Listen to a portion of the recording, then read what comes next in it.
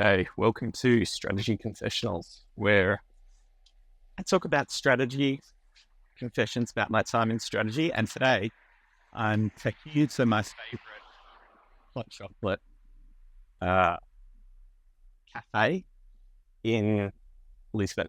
Now, I never was really into hot chocolates. It feels like such a kid thing to do. I don't drink coffee. I used to drink mochas sometimes when I was really low on energy, but I don't drink coffee. But this hot chocolate, a friend took me there, and actually a strategy friend who I met here, and it was phenomenal, so good. So I thought I'd do a little walk and talk video. If you like these also, it's going to be a new style, just trying new things with video.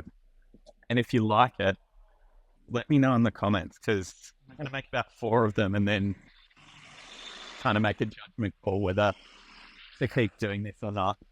But I want to tell you about a couple of strategy stories about my time in strategy. Hopefully we learn something, just hear about my experience being a strategist.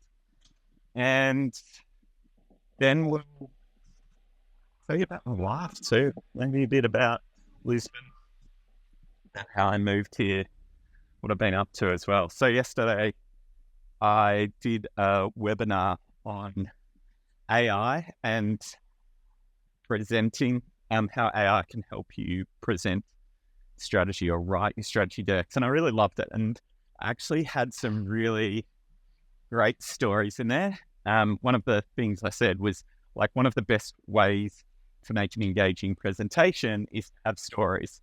So I was thinking back of all my strategy stories, and I had a couple of really great ones that I thought, I'll share it with you today. So one of the first, which I really loved, was my first, I think it was week at BBDO when I just moved there. And I was going to present to the CEO, and it was my very first presentation to CEO. And you got to imagine this office. It's in, looks over Radio City Hall, and it's like all mahogany, corner office. I'm like shitting myself. This is an 800-person office, and I'm meeting with the top dog, the top brass. Anyway, we had a presentation. I think it was for Bacardi, and I plugged my presentation in, a bit nervy. And what I realized, like, behind me when I was presenting, there were like 2 screens. There was one which was playing the Weather Channel, and then there was my presentation on the strategy of the strategy for Bacardi. And what I noticed, I was like 10 slides in, and I just noticed that the senior management's eyes just started kind of like moving over to this weather pattern that was happening in Buffalo or some news channel. And I was completely mortified, because I was like, oh my God, like, here's the new CEO of the agency that I was at, and I couldn't even keep his attention for 10 slides. Like, what type of person was that? And where have I gone to? Because I'd come from BBH, where they love strategy. You could have 60-page decks and everyone's all engaged and debating. Here, no one was interested. And at the time, I was like, oh my God, I've made a horrible decision. It's the worst place ever. But with time, what I realized was that actually was perfect. That's exactly what I needed, because the less strategy slides you have, it's kind of a great thing. You've got to be more poignant. You've got to make your point faster. It's got to be engaging. And so that was actually how I started the whole bit. I actually asked people, what would you have done in this situation? A, created strategy decks that were 10 slides. B, tried to get the creative director to believe that was the best thing. Or C, what was the C? Damn it. Forget. Present to the CEO of why strategy slides were so important. And obviously the answer's A. And I just started doing decks which were pretty much only 10 slides, 10 slide decks, and they'd be really punchy really quick. But it's just such a hilarious meeting, like, going in there. And I really thanked him. Like, Um, it was like awesome. Like, what an amazing, like, sometimes those really negative experiences actually turn out to be the best things for your career. And that was definitely one of those for me. So that was good. I'm trying to think of funny stories too. So another great one was um, when I was at BMO too, I remembered we were pitching to Tropicana. And this was when I realized there's like really different ways to different types of strategy presentations you do. Anyway, I'm like, this was the very first time I'd seen like my CEO. Actually, it was the big global CEO within the meeting, and then like a creative director. And I was going through my paces and thinking, oh, I absolutely nailed this. I'm giving it like full energy, the performance of my life, and it felt really good. But then I look over to the like global CEO and the CD, and they look absolutely horrified. They're like, "What the fuck is he doing?" And what I realized was, there's two types of presentations, right? Strategy. There's what I like to call the slam dunk presentation, where you pretty much are doing all the strategy. So think of this like strategy teaching session where you explain all the strategy in one bit. You take them over a kind of like journey from like the high spots to the low, you everywhere in between. Where with strategy up front for a creative presentation, you've got to hand the baton off. You go kind of firstly the goal, then go down to the problem, then got the insight, and then the solution. And what I done was I'd like come through with all this energy, and I just made it like hi, like, and hadn't kind of gone the dip of the problem. And so then the creative director had to start, and I've already kind of like blasted them with all this energy and hadn't brought it down. And so that was like massive no-no. So I learned from that time on is that like when you're doing presentations, make sure you know what, like change your dynamic, like let the creative, let the creative director have the light there and the insights. And this actually, that's another good thing that what I think chat about was that I believe there's like 4 beats to a presentation. They are, if you're trying to do a presentation, there's 4 things you should do. The first is set everyone up on the goal, and it goes up. And there's actually really good, if you haven't seen it, Martin Weigel has done this amazing blog post on it where he talks about the narrative arc. And you start with the goal and you go up and say, hey, this is the ambition of the company, this is what we want to do. Then you hit them with the next slide or around the next slide. So you go down and hit them with the problem. Like, what's the business problem or the consumer problem that they're facing? And then you have the insight, which is the revelation, the new piece of information that shows, hey, this isn't the problem. This is how we're going to get around it. And then you finish with the solution. And so they're the 4 beats that you want in a presentation. And that's always the narrative arc. And so kind of what I taught, which was really helpful. Yeah, it went pretty well. Actually, the annoying thing is I did the presentation yesterday. And the other thing is I've been sick. I don't know. I've been sick for the last 3 weeks. Got this really bad virus off my daughter. Not her fault. She picked it up in the playground. That had me floored and in bed for 2 weeks. And then I caught a cold off the back of that. So I really haven't been outside for 4 weeks, which has been really, really crappy. Kind of like now I'm at that stage where you don't know whether it's like, a bit of the sad guilt. I don't want to say depression because that's kind of like a pretty strong word, but being in bed for 10 days and then I just feel like I've got another cold at the moment. So this is me forcing myself to get outside, and then I was like, oh, do a bit of work and try this new style out strategy, walk and talk, strategy confessions. I don't know what we're talking about. I forgot what my point was. Make sure your point's always got a point. Oh, that was right. Um, so I presented yesterday at the workshop, and about 10 minutes into the presentation, the lights went out, and I'm getting pretty good. I reckon about 50 webinars, workshops of the strategy finishing school now. And I reckon I'm getting pretty good at dealing with just nuisance. But the lights went out and all the power went out in the house for 5 seconds. I didn't freak out. I just kept talking. And I was like, I got this. Screen came back on. And then everyone was screaming in the car. It's like, we can't see anything. We can't see anything. And I just completely missed it. But caught it up, got it, was feeling really good about it. And then I get to the end of the presentation. And someone's like, are we going to get a recording at least? Because usually I record it and give it to the strategy finishing school members, and then anyone who attends the free workshop gets 72 hours.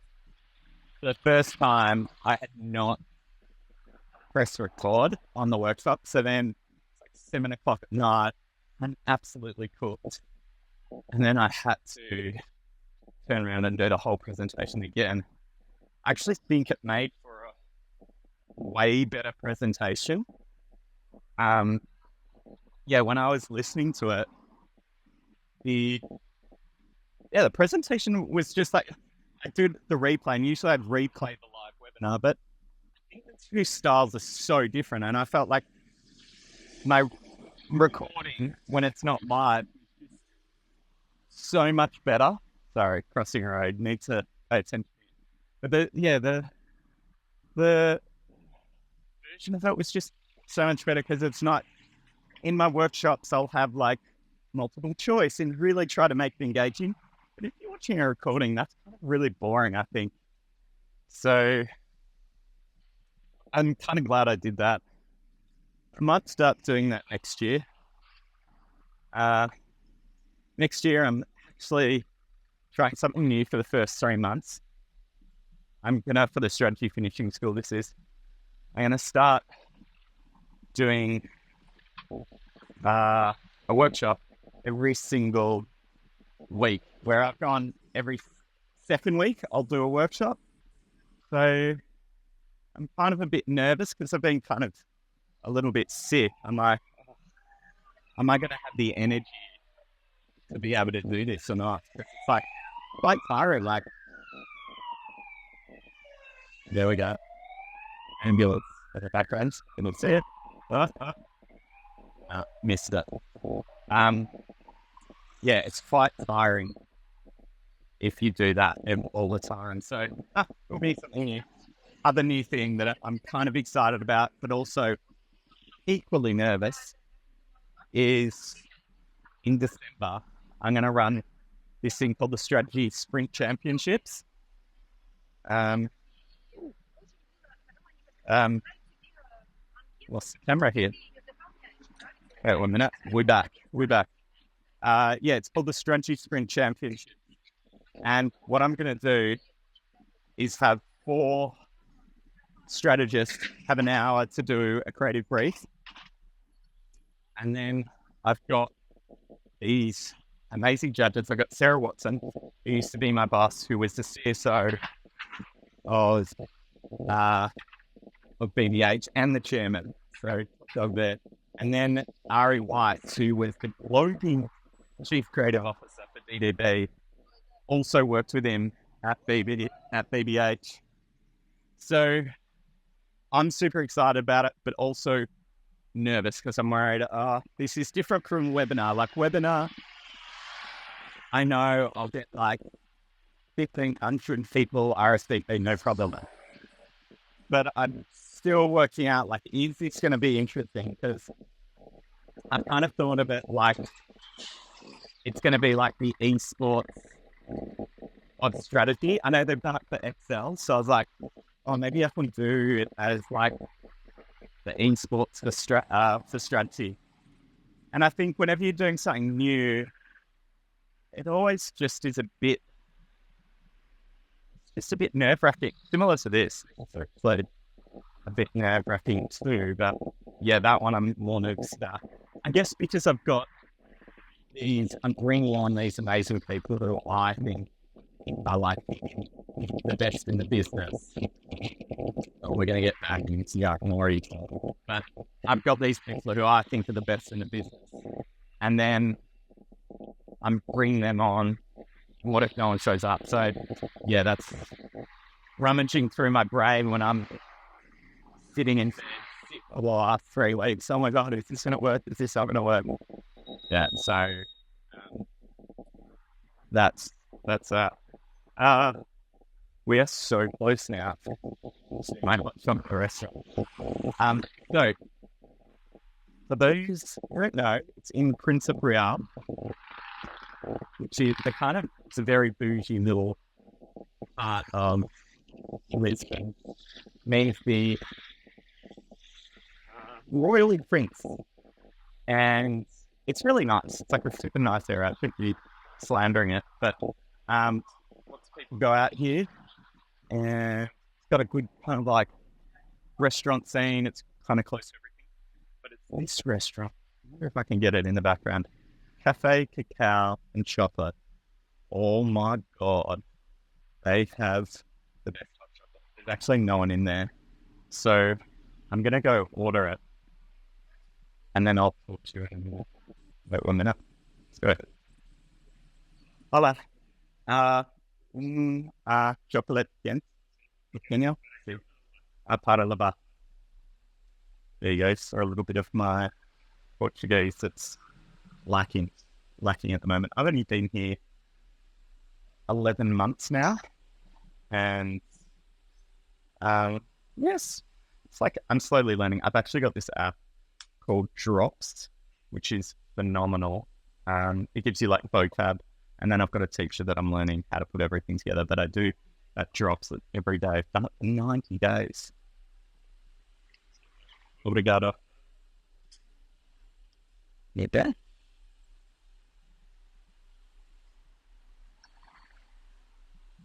Excellent. All right. Ciao, ciao. Here it is. You can't actually see it. I wonder if I can move the camera to show you. No, I can't show you it. But you're gonna have to believe me when I say it's delicious. It's really good. Yeah, so language is really interesting. I think it was one of those childhood things. I tried to learn French, and I was horrible at French.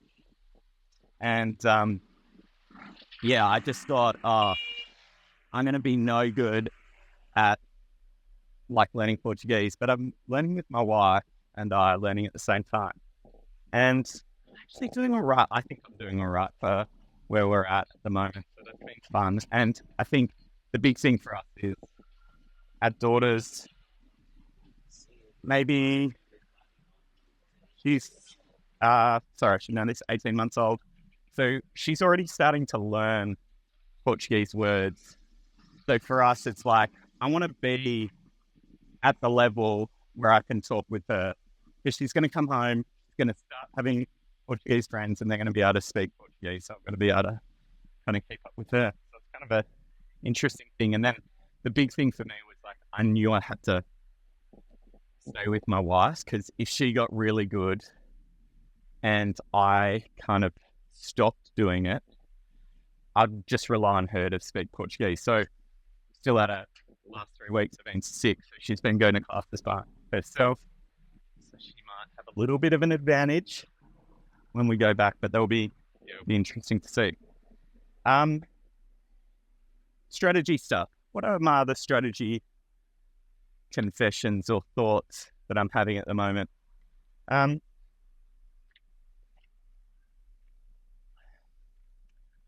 Let me finish with one last story about strategy. One last of the stories from yesterday, which was fun. So this was when I was at BBDO. I hadn't worked on pharma before. And I remember, I was talking about those 4 beats, like the goal, problem, insight, solution. And those decks, short and sweet. You don't want to be too many words. But I remember the first farmer pitch I was on, listening to the last minute, 24 hours before, camp director wanted to see the work. And I just remember the look of shock on their face as I rolled in with like 4 slides in a deck. And they're like, what the hell is this? And I was like, I just kind of like put this deck together. Just like, where's all the evidence, the proof points? And that's when I realized there's this like, there's this line, right? There's this line between the level of trust your client has and the number of slides. The less trust, the more slides. The more trust, the less slides. And so I had realized like a client like farmer, they're going to require so many more. It's like very litigious, and they're going to need a lot more evidence for your assumptions. It's just the way it is. It's more scientific, it's more medical. And so you actually need to dial up or down depending on what type of environment you're in or who you're presenting to. So another thing I was saying, this might be my last point. I know I said my last point. But the biggest thing for me I was thinking was that the appendix is so important. And especially for junior strategists, I always just tell them, put more in the appendix. Like, just have that all in. The appendix is your best friend. It should be like all your points that you want to make. Just any proof points that you have, just put it in the appendix. Can it go in the appendix, or does it have to go in the main story? And that should be the thing. It should automatically go in the appendix and then only make it sway up afterwards.